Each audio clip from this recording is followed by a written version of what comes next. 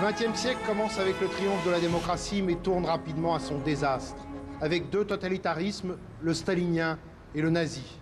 Et c'est pourquoi nous sommes au mémorial des martyrs de la déportation. Totalitarisme, en fait, le mot a été inventé en Italie dans les années 20 du XXe siècle, et au début, c'était un terme plutôt positif, comme d'ailleurs le mot tyrannie inventé dans la Grèce antique, qui était aussi au début positif.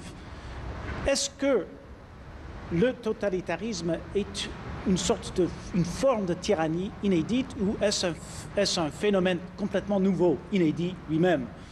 Autre question principale, est-ce qu'il faut distinguer entre le nazisme d'un côté et le communisme de l'autre? Est-ce deux aspects d'un même phénomène qui s'appelle totalitarisme ou est-ce qu'il faut distinguer et y voir deux choses fort différentes? Pour l'étudier, nous avons convié un historien et un philosophe, Martin Malia et Luc Ferry. D'abord, Martin Malia, qui est professeur à l'Université de Californie à Berkeley, spécialiste de l'histoire russe et aussi de l'histoire soviétique du 19e et aussi, bien sûr, du 20e siècle.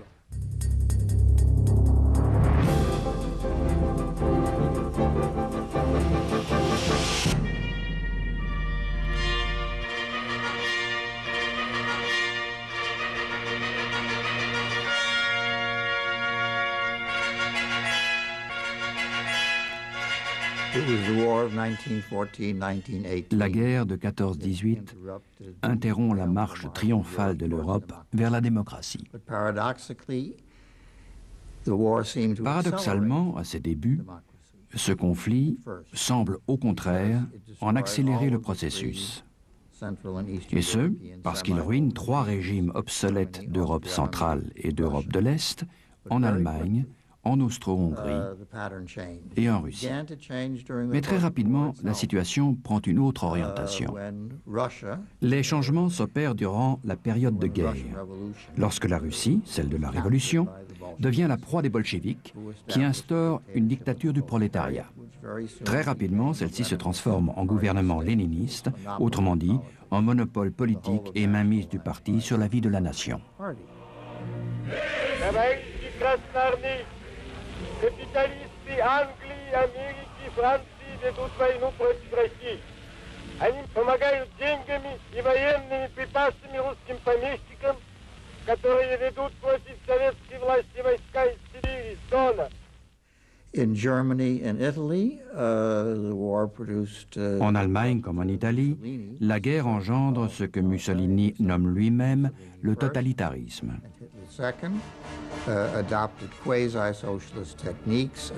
Mussolini le premier et Hitler ensuite appliquent des méthodes socialistes d'organisation et de discipline rigoureuses de façon à préparer leur pays à ce qu'ils espéraient devoir être une riposte aux offensives alliées.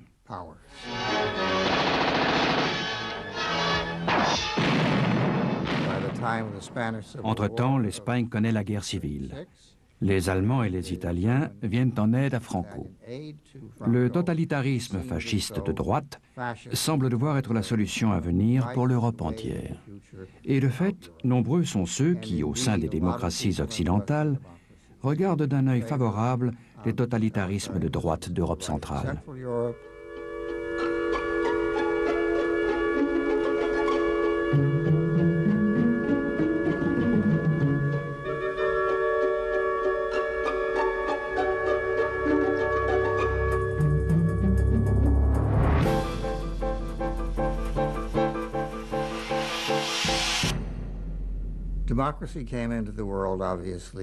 La démocratie naît sans conteste pendant la Révolution française. La Révolution se fait au nom de la nation. Ce terme est à ce moment de l'histoire synonyme de peuple, par opposition aux classes privilégiées du clergé et de la noblesse. Mais très vite, ce peuple souverain doit se défendre, ou du moins se battre contre les monarchies des pays voisins qui ne peuvent tolérer cette nouvelle forme de gouvernement à leur porte. Et c'est à l'occasion de ces conflits que le sens du mot « dérive » jusqu'à signifier la patrie, c'est-à-dire la nation au sens moderne du terme, affrontant d'autres nations souveraines. C'est pourquoi le terme nation, qui évoque initialement une idée de fraternité, se définit ensuite comme une entité opposée à d'autres entités.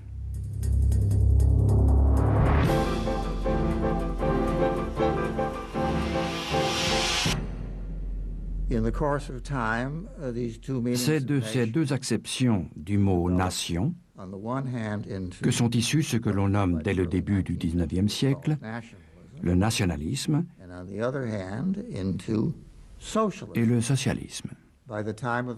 Pendant la Révolution de 1830, au moment où le terme socialisme fait son apparition, il devient évident que l'abolition des privilèges et l'égalité des droits ne suffisent pas à instaurer une nation fraternelle de citoyens égaux.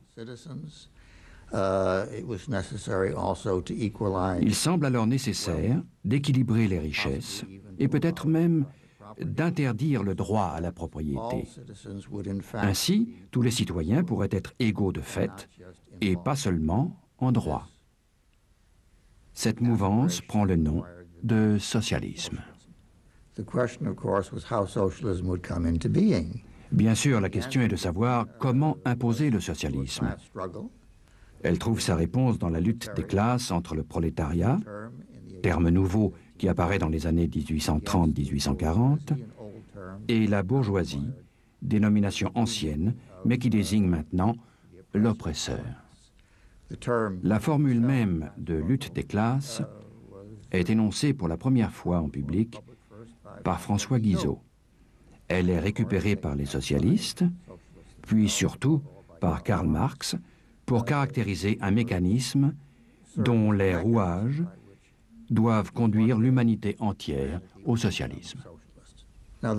Il n'y a rien de critiquable en soi dans le nationalisme et le socialisme. Ce sont d'inévitables composants de la condition humaine moderne et de la démocratie moderne. Cependant, ces systèmes ne sont pas viables, puisqu'ils excluent l'arbitrage de la loi et ce que Montesquieu appelait déjà, avant l'émergence du peuple et de la démocratie, un état de droit.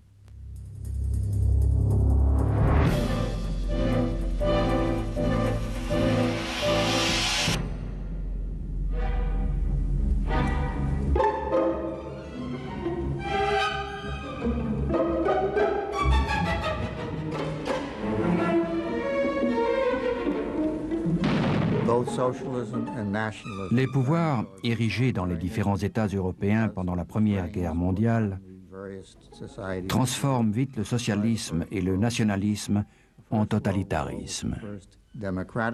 Cette guerre est la première guerre démocratique et le premier conflit total, parce que chaque armée enrôle de nombreux conscrits dans ses effectifs. Ces armées de conscrits sont une création de la démocratie. Elles sont le contrepoint démocratique du suffrage universel. Car lorsque la patrie est en danger, chacun est supposé contribuer au service militaire dû à la nation. Gagner une telle guerre est appréciable, mais en cas de défaite, on se retrouve face à une masse de vétérans affectés par l'échec et prêts à servir toute cause totalitariste, qu'elle soit de gauche ou de droite.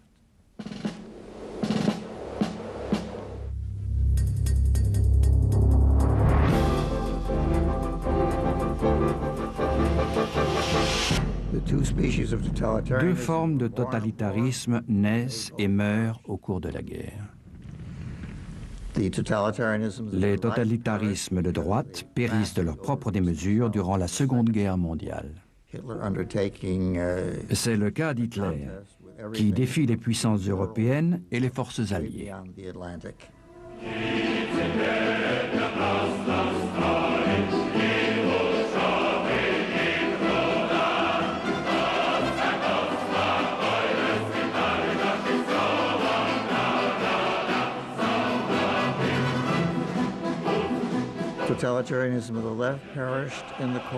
Le totalitarisme de gauche succombe durant la guerre froide, du fait que le contrôle absolu de l'économie par le système administratif appelé le plan s'avère totalement irréalisable à long terme.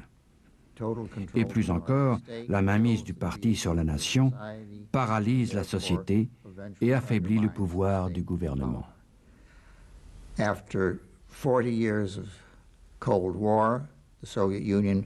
Après 40 ans de guerre froide, l'Union soviétique n'est plus compétitive et les quelques réformes de Gorbatchev suffisent à faire imploser le système.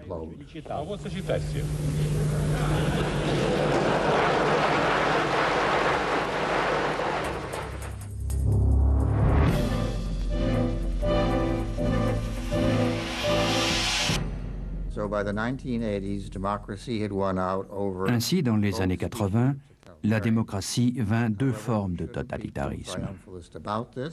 Malgré cela, ne nous montrons pas trop triomphalistes, car le totalitarisme découle d'aspirations sociales et patriotiques qui sont inhérentes à la démocratie elle-même.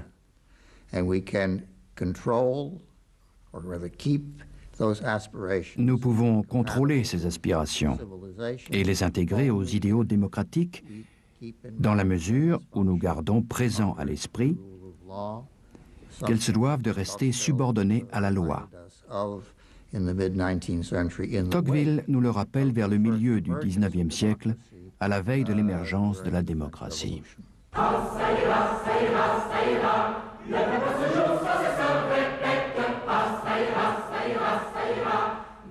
Martin Malia nous a fait réfléchir sur les contradictions inscrites dans l'histoire. C'est aussi un sujet philosophique. Consultons donc un philosophe.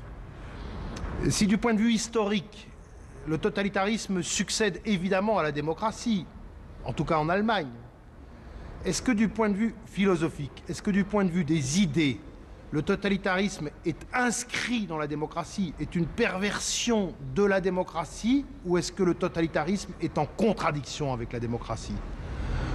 Pour répondre à cette question, nous avons convié Luc Ferry, philosophe, professeur à l'université de Paris 7.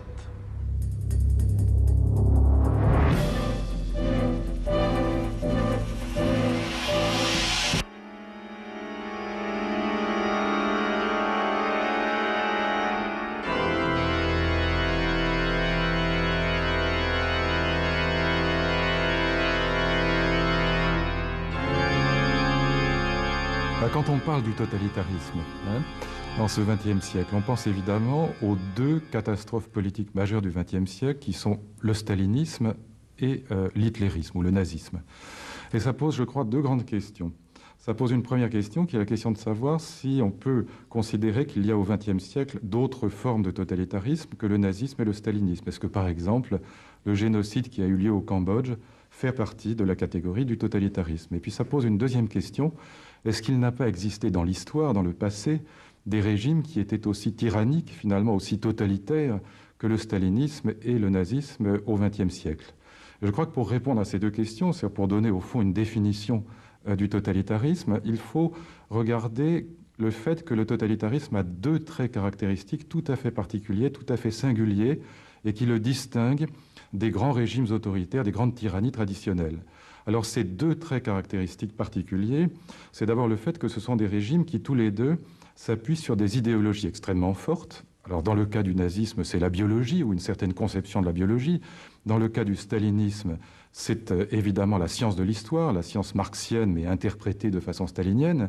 Et ces deux idéologies deviennent non seulement des idéologies officielles de l'État totalitaire ou des États totalitaires, mais ce sont des idéologies qui vont permettre de définir des catégories de population à éliminer. Par exemple, la biologie va permettre de définir des catégories de sous-hommes à éliminer, notamment les juifs dans le cas du nazisme, et de la même façon, ou de façon assez analogue, dans le totalitarisme stalinien, la science de l'histoire va permettre de définir des catégories d'individus à éliminer, qui sont par exemple les paysans à la fin des années 20. Et donc on a là des idéologies qui deviennent des idéologies officielles, et c'est le deuxième trait caractéristique, des idéologies qui s'infiltrent dans la société civile, qui s'infiltrent dans la sphère privée en quelque sorte des individus, au point que chaque individu est menacé dans son existence par une espèce de terreur qui s'exerce en permanence. Je crois qu'il y a un exemple qui est très parlant que donne Solzhenitsyn dans son livre L'archipel du Goulag, lorsque Solzhenitsyn dit que quand on commettait une faute, par exemple dans une entreprise, un ouvrier qui réussit mal son travail ou qui casse un objet, eh bien cette faute pouvait être interprétée comme une faute politique, c'est-à-dire comme une faute contre-révolutionnaire. Et on voit là à quel point ce qui se passait dans la société civile, ce qui se passait dans la sphère privée, pouvait être immédiatement interprété au niveau politique comme une faute politique à condamner, et donc le goulag comme résultat d'une faute commise dans la sphère privée. Et ça, je crois que ça n'a jamais existé, peut-être dans l'histoire de l'humanité.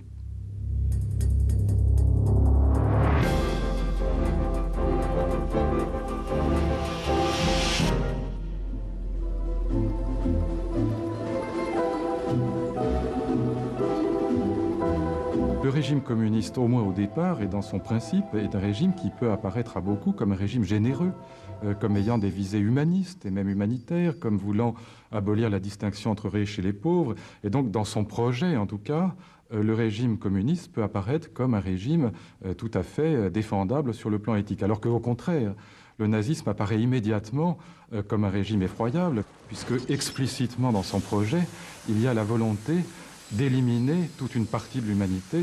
Malgré cette différence dans le projet, dans la réalité, ce sont deux régimes qui vont commettre les plus grands crimes contre l'humanité. Un crime contre l'humanité, ça consiste à massacrer des individus, non pas pour ce qu'ils font, mais c'est massacrer les individus pour ce qu'ils sont, donc indépendamment de toute responsabilité, si on peut dire, de ces individus. Et donc, si on compare ces deux régimes de ce point de vue, c'est-à-dire du point de vue du crime contre l'humanité, en vérité, ce sont des régimes qui sont tout à fait équivalents.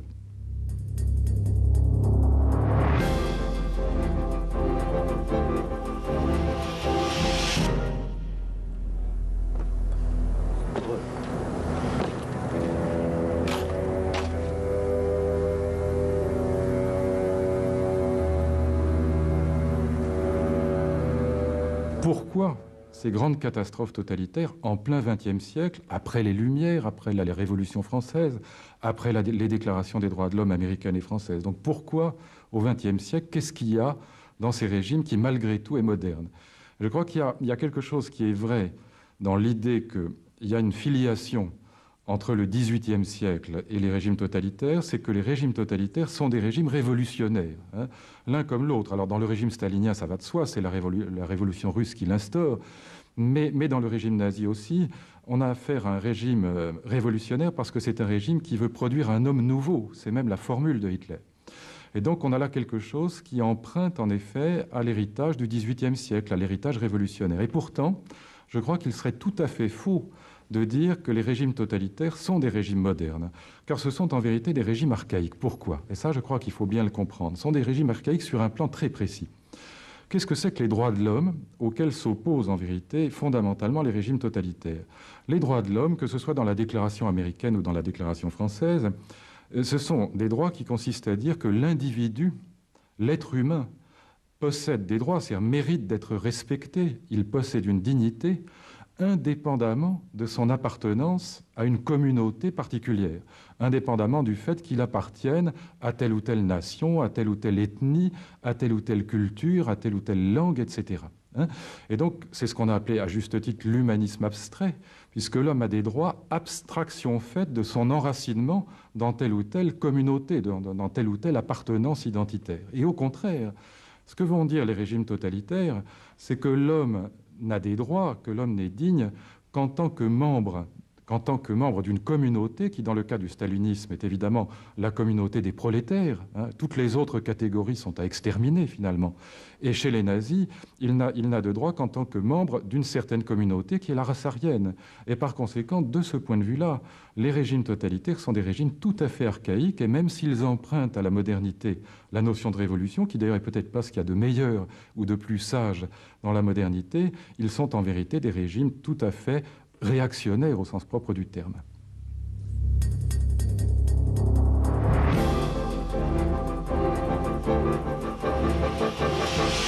Sondern dass sie sich abfinden muss mit dem, was nun da ist, nämlich mit dem deutschen Volk.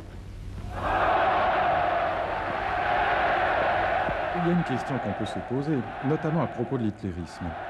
Mais on pourrait poser pratiquement la même question à propos du stalinisme. Est-ce que ce sont des régimes démocratiques, finalement?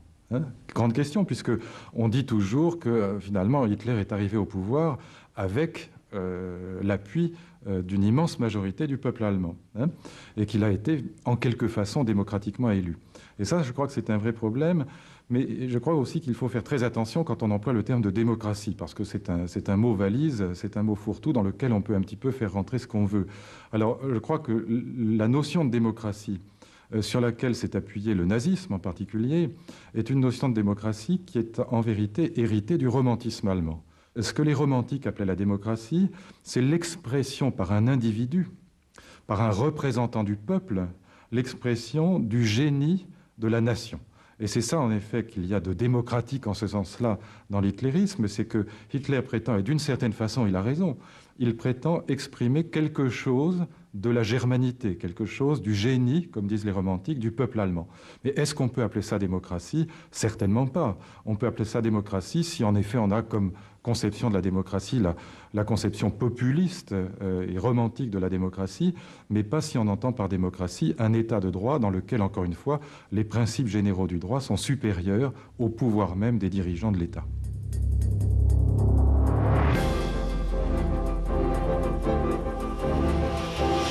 Il y a une question sur laquelle peut-être on peut revenir un instant, qui est la question de savoir si, en effet, il y a dans le communisme un projet qui est bon au départ et, au fond, trahi par la suite, mais qu'on pourrait conserver aujourd'hui, un petit peu comme on dit, par exemple, du christianisme, que si on lit les évangiles, ce qui est dit est plutôt bien, c'est un message d'amour. Si on regarde l'Inquisition, c'est moins bien que l'évangile de Jean. Et donc, le rapport serait peut-être le même entre l'Inquisition et le christianisme originaire d'un côté, et puis de l'autre, le stalinisme, mais l'idée communiste qui resterait peut-être valable encore dans sa pureté originelle aujourd'hui.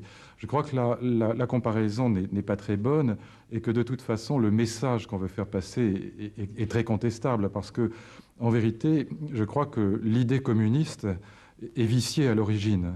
Ce n'est pas une bonne idée qui a été trahie par une déviation quelconque, mais c'est une idée qui est viciée à l'origine justement parce que la science de l'histoire de Marx, elle est a priori, si je puis dire, par essence, hostile à la notion d'état de droit. Et Marx ne cesse de le dire. Il dit que le droit bourgeois est un droit qu'il faut critiquer. Et ce qu'il appelle le droit bourgeois, c'est la Déclaration des droits de l'homme. Il faut relire les grands textes de Marx rédigés contre la Déclaration des droits de l'homme pour voir à quel point la science de l'histoire prévaut par rapport à toute espèce de cadre humaniste stable que la notion d'état de droit ou de démocratie voudrait instaurer. Un exemple très clair, c'est le fait que les élections, par exemple, le pluralisme des partis, les élections libres, sont constamment contestées par Marx lui-même, pas simplement par les staliniens, mais par Marx lui-même et par les communistes eux-mêmes. Dès le principe, c'est dans l'idée même que cette critique de la démocratie formelle est installée. Donc je ne crois pas qu'on puisse dire que le communisme soit une bonne idée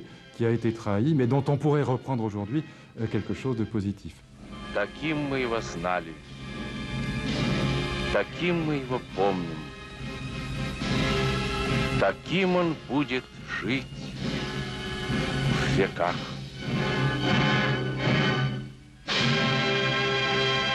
Nous sommes hantés par les contradictions, qu'elles soient philosophiques, qu'elles soient historiques. Les révolutions aspirent à la liberté, mais elles déclenchent souvent le nationalisme qui est très néfaste. Les démocraties se veulent sociales, mais elles mènent parfois à l'étatisme qui écrase la liberté. Peut-être faut-il simplement vivre les contradictions. C'était d'ailleurs la pensée d'Alexis de Tocqueville, contradiction centrale entre liberté et égalité. Il y a donc des enchaînements historiques de la démocratie au totalitarisme. Mais sur le fond, et quoi qu'en disent d'ailleurs les adversaires de la démocratie et totalitarisme sont radicalement contradictoires.